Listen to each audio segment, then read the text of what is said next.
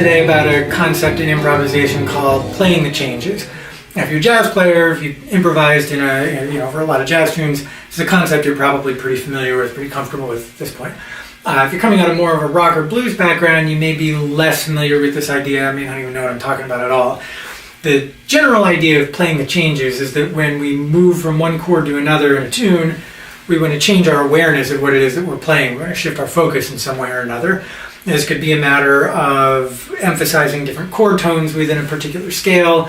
This could be a matter of changing the scale that we're using entirely. It really kind of depends on the situation, depends on the player. Now, when you start thinking this way and start playing this way, initially it can feel really kind of overwhelming and complicated. The easier approach is to pick one scale that's going to work over all the chords. This is what's called playing pan-diatonically. When we start playing the changes, we have to think about different shapes on the fingerboard moving. So to help you start to get used to this, I'm going to use a 12-bar blues and walk you through a little exercise. But I think it's kind of a 12-bar blues etude.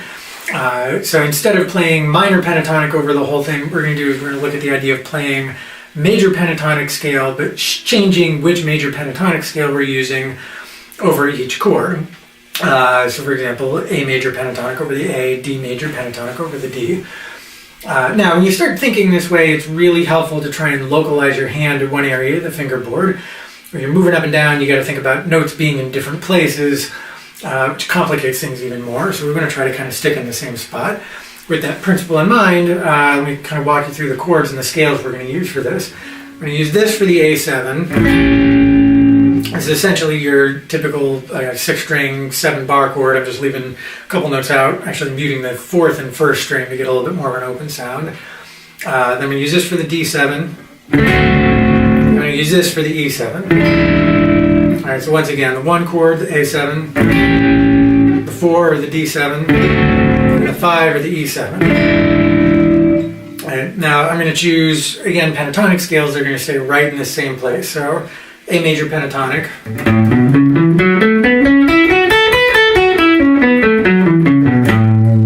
D major pentatonic,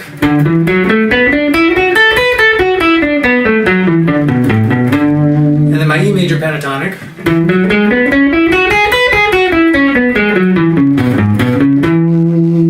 Alright, so what I'm going to do with this is I'm going to play a chord on the first beat of the measure, and then I'm going to play some kind of a little pattern. I'm going to transpose that from one chord to the next. What I'll show you right now is just kind of playing up maybe an octave of the pentatonic scale. So do something kind of like this. Play the chord. And then just play up an octave of the scale. So this is my little cell that again I'm going to transpose over each chord to get me thinking about switching pentatonic scales when the chords change. So 12-bar blues with this little exercise, this little development is going to sound like this.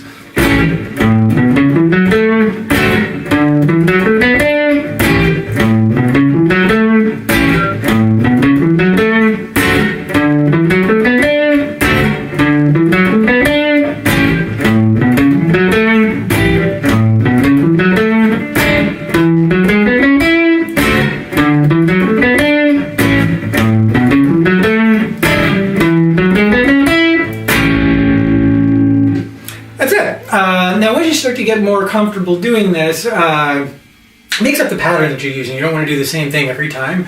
Try to come up with some variations on this. Really good place to start is trying to start on a note other than the root.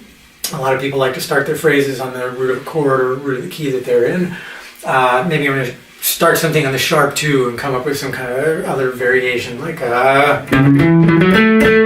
So if I run through a 12-bar blues with that, at least from the beginning, it's going to sound kind of like this.